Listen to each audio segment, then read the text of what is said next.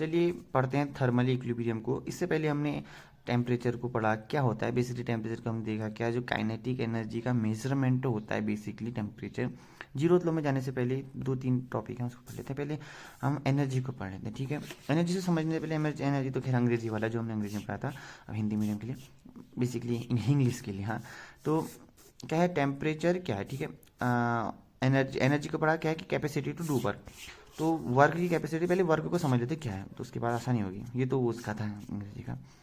तो देखो अगर मैं वर्क का कहूँ तो बेसिकली वर्क का क्या मतलब है।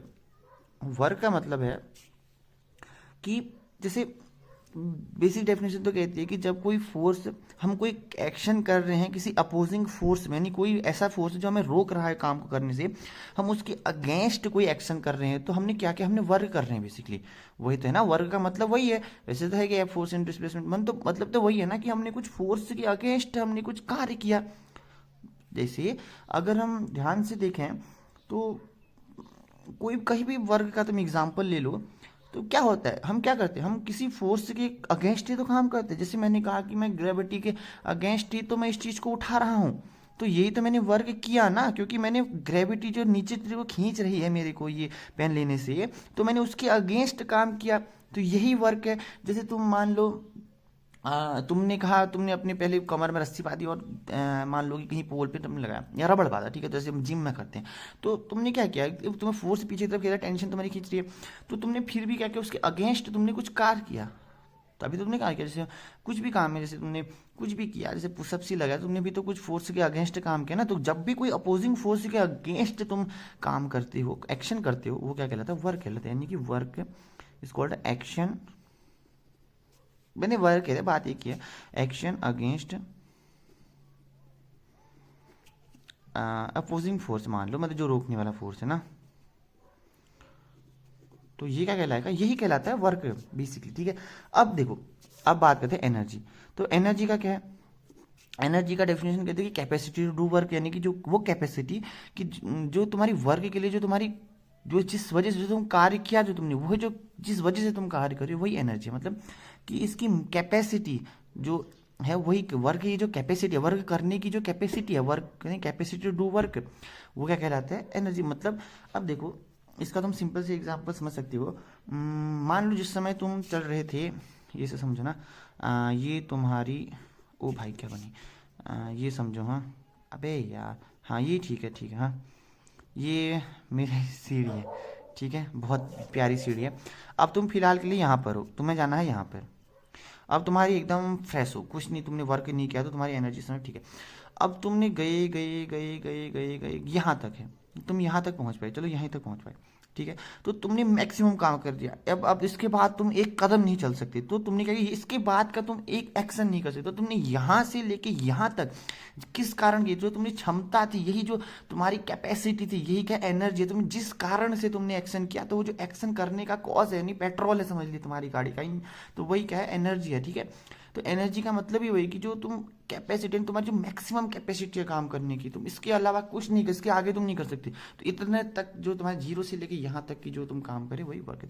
ये भी कह सकते जब तुम वर्क स्टार्ट किया तुम्हारी मैक्सिमम एनर्जी थी, लास्ट में एनर्जी पूरी खत्म होगी भाई, अब इसके बाद नहीं कर सकते, बेसिकली कह सकते वर्क भी खत्म, वो भी खत्म, ठीक है। तो एनर्जी का मतलब क्या हो जाएगा, कैपेसिटी टू वर्क। मेरे ख्याल से समझ में आएगा, टू डू वर्क, ओके। मतलब वैसे तो लिख दिया है यहाँ पे, राइटिंग तो नहीं बन पा रही, मतलब ये लिख दिया है वैसे, हाँ capacity to do work, okay. अब देखो, अब हम बात करते हैं थर्मली इक्विलिब्रियम की। अब थर्मल इक्विलिब्रियम को समझते हैं। हमने ना खुद भी देखा, अभी तुमने बेसिकली तुमने सुबह भी देखा होगा, तुम चाय पी रहे होंगे, इवन तुम दूध पी रहे होंगे, गर्म पानी का गिलास पी रहे होंगे, कहीं भी, ठीक है। अब क्या किया, तुम मान लेते हैं कि तुम गर्म पानी पी रहे थे, मतलब दूध ही पी रहे थे, कुछ भी थे, मिल्क मान लो, हाँ ठीक है, मिल्क पी रहे थे। अब क्या किया कि गरम तुमने दूध लिया, अब तुमने थोड़ा कि चलो थोड़ा सा पढ़ लेता हूँ, तो तुमने ऐसे रख दिया, ठीक है। अब देखो थोड़ी देर के बाद तुम लगभग मान लो 1 घंटे बाद आई, तुमने कहा यार दूध रखा था, तुमने दूध पिया, ठीक है। अब देखो क्या हुआ, जैसे तुमने दूध देखा, अब जो कि उस समय तुमने पहले दूध रखा था एकदम गर्म था, बट अब देखो क्या हुआ, अब वो तो ठंडा हो गया, ठीक है। और थोड़ी देर बाद तुमने रुका, फिर उसके बाद और थोड़ा सा और ठंडा, उसके बाद ठंडा नहीं हुआ, क्या हुआ, यानी कि इसकी एनर्जी का ट्रांसफर हो गया। क्लोज सिस्टम था, तुमने ढक्कन बंद किया था, यानी कि लिक्विड तो बाहर नहीं जा सकता बट एनर्जी तो जा सकती है। क्लोज सिस्टम था तो मतलब क्या हुआ कि तुम्हारा जो दूध हो गया ठंडा हो गया। पहले गर्म था, मान लो कि पहले तापमान जो भी था 40, मान लो 40 डिग्री ज़्यादा हो गया, तो अब कम हो गया, धीरे धीरे मान लो 10 डिग्री पहुंच गया। धीरे धीरे थोड़ा सा और देर के बाद देखा कि तुमने थोड़ा सा और फ्रेश वगैरह हो गया, तो उसके बाद देखिए इसके नीचे तुमने कितनी देर रखा तो नहीं हुआ, इतना ही ठंडा हुआ। ठीक है, तो अब क्या होगा, इसका मतलब ये सराउंडिंग के साथ इसमें एनर्जी का शेयर हो गया, यानी कि इस समय इसकी एनर्जी इसका जो टेम्परेचर ज़्यादा था, सराउंडिंग का कम था, तो यहाँ से फ्लो हो गया। तो जैसे एनर्जी का फ्लो हुआ तो अब यहाँ का टेम्परेचर बराबर हो गया दोनों साइड। अब ध्यान से देखें तो दोनों साइड क्योंकि टेम्परेचर बराबर हो गया, यानी कि ये अब क्या हो गई, थर्मली इक्विलिब्रियम हो गई। अब इसको केस दोबारा से समझो। अब मेरे पास एक सिस्टम ए है, यानी कि मेरे पास एक दूध का गिलास है और दूसरा भी मेरे पास मान लो कि ठंडे दूध का गिलास है या फिर पानी का गिलास कुछ मान लो। ठीक है, अब मैंने दोनों ढक्कन बंद है, क्लोज सिस्टम है। अब मैंने क्या किया, दोनों को आपस में लाया, मैं साथ में लाया, ऐसे लाया कि मतलब फ्लो नहीं हो सकता, मतलब थोड़ा सा अलग सेपरेट किया और ये दोनों आपस में मतलब ये समझो कि मतलब हम उनकी जो लिक्विड है उनको आदान प्रदान नहीं कर सकते। ठीक है, अब ध्यान से देखो, तो ये ए और बी है, मेरे दूध है, पानी। अब देखूंगा क्योंकि इसका टेम्परेचर ज़्यादा था इसकी तुलना में, कुछ समय के बाद इन दोनों का टेम्परेचर लगभग बराबर हो गया, एनर्जी फिर भी फ्लो होगी। ठीक है, पर अब नेट जीरो है, यहाँ से भी सेम हो, यहाँ से जीरो। ठीक है, अब देखूंगा तो टेम्परेचर दोनों का बराबर हो गया। तो ये जो टेम्परेचर बराबर हुआ ना, यही कहलाएगा थर्मली इक्विलिब्रियम, यानी इक्विलिब्रियम में हो गया थर्मली के साथ। मतलब तुमने क्या किया कि अगर तुम ध्यान तुम करके भी देख लेना यार, जैसे क्या किया कि दूध का गिलास है, उसको रखा तो ठंडा हो जाता है, उसके सामने कुछ और रख दे तो थोड़ी देर बाद देखना दोनों का लगभग तापमान बढ़ेगा, उसके बाद नहीं हो सकता, क्योंकि ये क्या हुआ, ये दोनों इक्विलिब्रियम में आ गए। ठीक है, क्या हुआ, ये दोनों अब इन्होंने आपस में एनर्जी का ट्रांसफर हुआ, तो दोनों का वॉल्यूम सेम, प्रेशर सेम, बस क्या हुआ कि एनर्जी ट्रांसफर की वजह से टेम्परेचर दोनों का बराबर हो गया। यानी कि अब इसके बाद से वो एनर्जी फ्लो होगी, लेकिन अब जीरो हो गया, क्योंकि अब यहाँ से भी बराबर है, यहाँ से तो डिफरेंस तो जीरो हो गया। इससे पहले थोड़ा सा अच्छा, यहाँ पे कुछ एनर्जी का डिफरेंस था, यहाँ पे कुछ नेट था, अब यहाँ पे तो जीरो हो गया।